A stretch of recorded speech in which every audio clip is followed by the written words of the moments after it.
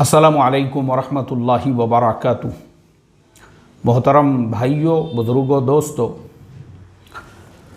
बहुत सारे हमारे जो सोशल टॉपिक्स है, अब ये तबलीग और सऊदी अरबिया का जो मसला है, उस वजह से पिछले एक हफ़्ते से सारे वो टॉपिक और उन्वानात हमारे पेंडिंग में पड़े हुए हैं और तबलीग के भी अभी बहुत सारे टॉपिक मेरे पेंडिंग में है। लेकिन आज मुझे जो है ख़ास तौर पे अभी जो उन्वान पे मैं बात करने वाला हूँ, चूँकि ये ऐसा सुलगता हुआ मसला है। 32 साल का एक मुस्लिम नौजवान है जिसका नाम मोहम्मद सुहेल, जो IPL का सट्टा और जुआ खेलने के लिए कर्ज़ लेता है। कर्ज़ लेने के बाद में उसका जो वो पैसे पूरे हार जाता है। अब जिनसे कर्ज़ा लेकर सट्टा और जुआ खेले थे, उनके पास में ऐसे बड़े बड़े पहलवान हैं जो वसूली करते हैं और मोहम्मद सुहेल अभी तक उनको 18 लाख रुपये सिर्फ़ और सिर्फ सूद अदा कर चुका है। बाकी के जो पैसे हैं वो वैसे ही अभी तक 18 लाख रुपये का सूद अदा कर चुका है। सारी प्रॉपर्टीज़, रहने का घर, सारी चीज़ें उसकी बिक चुकी है और वह मोहम्मद सुहेल शादीशुदा है, जिसकी एक मासूम बेटी है 3 साल की और 2 साल का उसका एक बेटा है। फिर जब कर्ज़दारों के तकाज़े बढ़ गए और उन्होंने जो है इसको पूरी तरह से ये प्रेशराइज़ किया, मोहम्मद सुहेल ने 2 रोज़ पहले जो है ख़ुदकुशी कर ली, अपने हाथों से अपनी जान दे दी। इन्ना लिल्लाहि व इन्ना इलैहि राजिऊन। सवाल यहाँ पे यह पैदा होता है, आज मुसलमानों के महल्लों में, मुसलमानों के गाँवों में, शहरों में जुआ आम हो चुका है। जुआ आम हो चुका है। ये जुआ चलाने वाले भी अक्सर मुसलमान ही हैं, सूद से पैसा देने वाले भी मुसलमान ही हैं, लेने वाले भी मुसलमान हैं। लेकिन वो लोग जो जुआ खेलने वाले हैं, उनके दिमागों पर, उनकी अक्लों पर ऐसे कौन से पर्दे पड़ गए हुए हैं कि तुम शादीशुदा हो, तुम्हारी एक 3 साल की बेटी और 2 साल का बेटा है।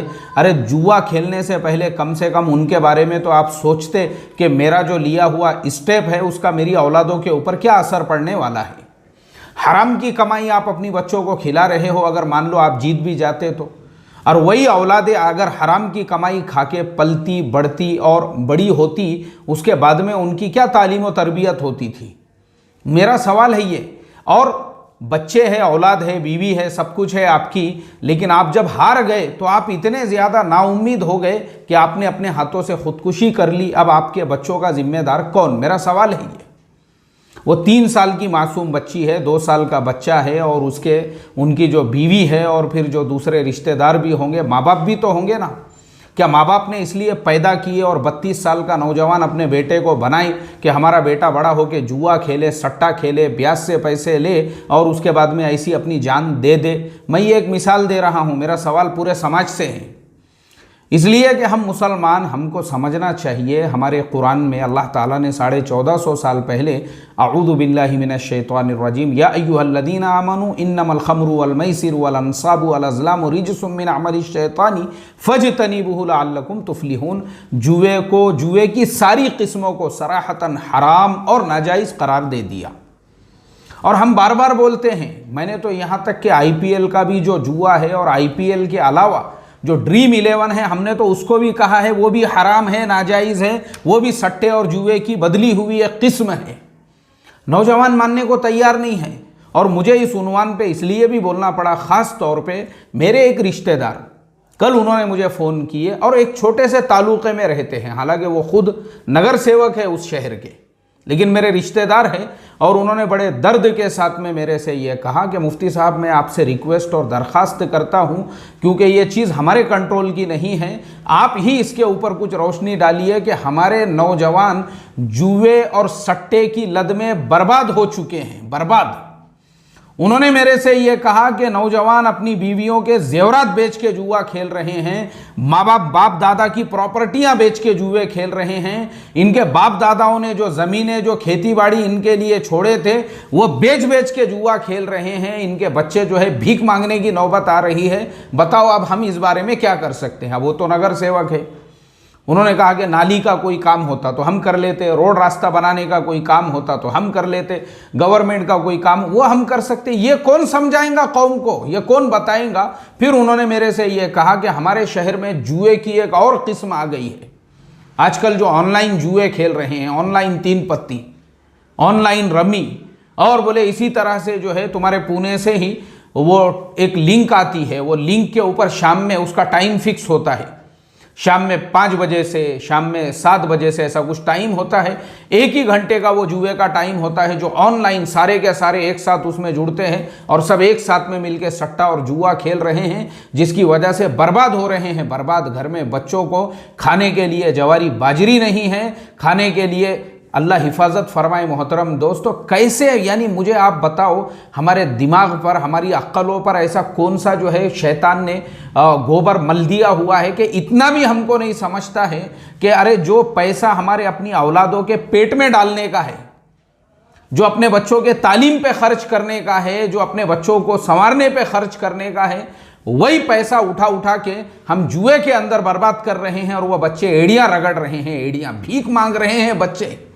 वो बच्चे जो है लोगों के ऐसी तरसती हुई नज़रों से लोगों को देख रहे हैं कि लोग अपने घर पे फल लेके जा रहे हैं, फ्रूट लेके जा रहे हैं, दूसरे अपने बच्चों को कितने अच्छे से अच्छे कपड़े पहना रहे हैं, लेकिन इनका बाप जो है, जो कपड़े बच्चों को जो कपड़े पहनाना चाहिए, बच्चों को जो लुक़मे खिलाना चाहिए, इसको सट्टे से जुए से फुर्सत नहीं है। और हमारे उसी रिश्तेदार ने मेरे से ये कहा, बोले मैं ऐसे ऐसे जुआरी, ऐसे ऐसे सटोरियों को जानता हूं, बोले मुफ्ती साहब मैं भी क्या बोलूं आपको, जिन्होंने ये जुए सट्टे के नाद में मर गए, चले गए दुनिया से, आज उनके बच्चे भीख मांग रहे हैं, भीख मांग रहे हैं। और पता चला कि अब्बा जान ने करोड़ों रुपये सट्टों के अंदर हार दिए, करोड़ों करोड़ों की बात कर रहा हूं मैं, हजारों की बात नहीं है। बापों ने करोड़ों रुपये सट्टों के अंदर जो है बर्बाद करके चले गए, उनकी औलादों पे भीख मांगने की नौबत आई है। मेरे वही रिश्तेदार ने बताए मुझे। अल्लाह हिफाजत फरमाए, अल्लाह रहम फरमाए हमारी कौम के हाल पे। मोहतरम दोस्तों, मुझे रोना आता है, रोना ये सब सुनकर। मैं जब ये सब सुनता हूँ ना कि भाई कैसे हम मुसलमान हैं, मुझे आप बताओ ना, हम मुसलमान किस एतबार से और किस नाते से है? क्या हमारे नाम रफ़ीक, शफ़ीक, शकील, जमील हो गए? हम हो गए मुसलमान? और जुए का सट्टे का अड्डा चलाने वाला भी मुसलमान, और वो खेलने वाले भी मुसलमान, ब्याज से पैसे देने वाला भी मुसलमान, लेने वाला भी मुसलमान। मैं समझता हूँ मुसलमानों ने इसके ऊपर जो है ना, अपने अपने महल्लों के एतबार से, अपने अपने गांव और बस्ती के एतबार से हमने मेहनत करना चाहिए, क्योंकि ये एक नफ्सियाती बीमारी है। ऐसे लोगों से मिलना चाहिए, ऐसे लोगों से मुलाकात। हमारे गाँव में एक टीम होना चाहिए इसके ऊपर, जुआ मुक्ति टीम। जैसे आजकल नशा मुक्ति टीम चल रही है ना, नशा मुक्त अभियान, ऐसे जुआ मुक्त अभियान हमने चलाना चाहिए। उसके अंदर हमने हर समाज के लोगों को लेना चाहिए। उसमें हमारे हिंदू भाई भी हो, दलित भाई भी हो, और जो उसके अंदर जो साइकाइट्रिस्ट है, समझाने वाले, वैसे लोगों को भी लो, पढ़े लिखे लोगों को भी लो, जो मजहबी लोग हैं, धार्मिक लोग हैं, हमारे कौम के कोई आलिम और उलामा भी हो, और पंडित वगैरह, ऐसे सब लोगों को लेकर हम अपने हर हर महल्ले के अंदर, गाँव के अंदर लोगों से मिले जाकर और अपने एरियो को हम जुआ मुक्त बनाएं। ख़तरनाक। मोहतरम दोस्तों, मुझे रोना आता है, रोना मैं ऐसे लोगों के बारे में, जब वो मोहम्मद सुहेल का ही मैंने जब से सुना हूँ, मुझे इतना अफसोस हो रहा है। मुझे आप बताओ ना, उसके माँ बाप जिन्होंने अपने बेटे को खिला पिला के 32 साल का नौजवान बनाए, क्या इसलिए ये दिन देखने के लिए? माँ बाप जिंदे हैं और उनके सामने बेटा मर गया, क्या गुजरेंगी वो माँ बाप के दिल पे? माँ बाप अपनी औलादों को जवान करते हैं, बड़ा करते हैं, किस लिए करते हैं? इसके लिए मार्केट से ब्याज से पैसे उठाओ, उसको सट्टे में, जुए में हारो, और उसके बाद मर जाओ। और मरने के बाद अब वो आ गया माँ बाप के ही ऊपर। जो माँ बाप को तुमने बुढ़ापे में सुकून पहुंचाना चाहिए था, ये तकलीफ दे रहे तुम वो माँ बाप को। और ख़ुद अपनी औलादों के बारे में सोचो रे। वो 3 साल की बच्ची है, वो बड़ी होकर उसको पता चलेगा हमारा बाप जो है इस तरह से जुए में उसने पैसे पूरे हार गया, 18 लाख रुपये खाली सूद के उसने भरा, और औलाद के लिए 1 रुपया भी छोड़ के नहीं गया। वैसी औलादें क्या माँ बाप का अदब और एहतराम करेंगी? और मैं आपको रियलिटी बता रहा हूँ। मैं एक मस्जिद में इमामत करता था। एक दिन मैं जो है वज़ू करने के लिए मस्जिद में कुरान पढ़ते बैठे हुआ था, ईशा की अज़ान हुई, मैं वज़ू करने के लिए अपना जो है बाहर निकला और तहरत खाने की तरफ जा रहा था। तो मस्जिद और तहरत खाने के दरमियान में जो है थोड़ा सा फासला था। तहरत खाने में जब जा रहा हूँ तो रास्ते में एक नौजवान को देखा, वो अपने बाप को जूतों से, लातों से मार रहा है, अपने बाप को। तो मुझे किसी ने कहा, अरे बोले मुफ्ती साहब वो उसके अब्बा है, उनको मार रहा बोले वो। फिर मैंने वो नौजवान को एक साइड में लिया, समझाया मैंने उसको। मैं बोला क्यों भाई, तेरे अब्बा है, अब्बा को मार रहा तू? बोले बाप किसे कहते हैं आप बताओ मुझे, बाप होने का हक इन्होंने कभी अदा किए? मुझे बताओ ना। बोले मुफ्ती साहब आप हम जो आपको नज़र आ रहे हैं ये सिर्फ हमारे माँ की वजह से। हमारी माँ ने कपड़े सी, हमारी माँ ने जो है लोगों के बर्तन धोई, हमारी माँ ने, आज हम जो है ना, ये माँ की वजह। ये कुत्ते ने तो बोले सिर्फ अपनी ज़रूरत पूरी किया, बच्चे जन्म दिया और जन्म के छोड़ दिया। इसको तो मालूम ही नहीं है औलाद जब पैदा हुई तो औलाद का हक क्या होता है।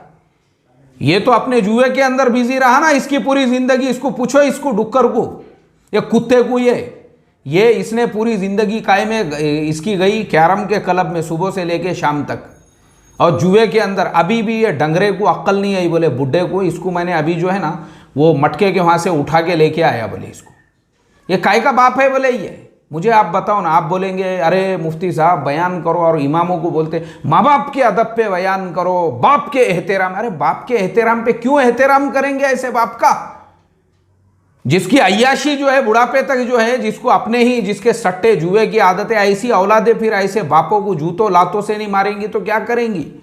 मुझे आप बताओ, जो औलाद ये देख रही है जिनके बाप को, उसका ही जो है अभी तक जुए की खुजली उसकी पूरी नहीं हुई, मुझे आप बताओ। मेरा सवाल है आपसे। अल्लाह रहम करे मोहतरम दोस्तों। अफसोस होता है मुझे तो मोहम्मद सोहेल का वाक़या जब से मैंने सुना, क्या बोलूँ मैं अभी आपको, अल्लाह रहम करे। इसलिए भाई मैं इतनी ही रिक्वेस्ट करूँगा, नहीं अपने आप पर ना दूसरे की बहन बेटी जो जिससे आपने निकाह किए, या जो बच्चे पैदा करे ना, पैदा करना आसान है। कुत्ते सूअर भी पैदा कर रहे हैं, एक एक कुत्ती 12-12 पैदा करती, सूअरनी के पीछे भी ऐसे झुंड क्या झुंड रहे थे। पैदा करना कमाल नहीं है, उनको संभालना कमाल है। पैदा करे ना तो संभालो उनको, उनकी कम से कम ये सोचो तुम्हारे मरने के बाद में जो है वो बच्चों का क्या होगा बोल के। नहीं अपना पैदा करे, जन्म के छोड़ दिए, कुत्ते के पिल्ले जैसे रहते, और जैसे जो है डुक्करनी के पीछे पूरे झुंड क्या झुंड। ये कमाल नहीं है भाई, कमाल ये है उनकी तालीम करना, तरबियत, ये माँ बाप की जिम्मेदारी होती है, माँ बाप की जिम्मेदारी। तो इसके लिए मेरी इतनी ही रिक्वेस्ट है, अपने कैरम के क्लबों में बैठने से पहले, सट्टे जुए मटके के आंकड़े निकालने से पहले, और ऐसा करोड़ों रुपये बर्बाद करके मर गए दुनिया से और बच्चों को भीख मांगता छोड़ के चले गए ना, कुछ फ़ायदा नहीं है। बद्दुआ देंगे वो, दुरूद फातिहा नहीं पढ़ेंगे, बोलेंगे अच्छा हो गया मर गया तो, ऐसा बोलेंगे वो। काई की दुरूद फातिहा पढ़ेंगे वो ऐसे माँ बाप के लिए, और ये ऐसे मोहम्मद सोहेल के जैसे बापों के लिए। अल्लाह रहम करे। इसके लिए भाई अपनी औलादों पे रहम करो, अपने आप पे, और अपने माँ बाप पे, जो तुम्हारे माँ बाप जिंदे हैं तो उन पे रहम करो कम से कम। अस्सलामु अलैकुम व रहमतुल्लाहि व बरकातुहू।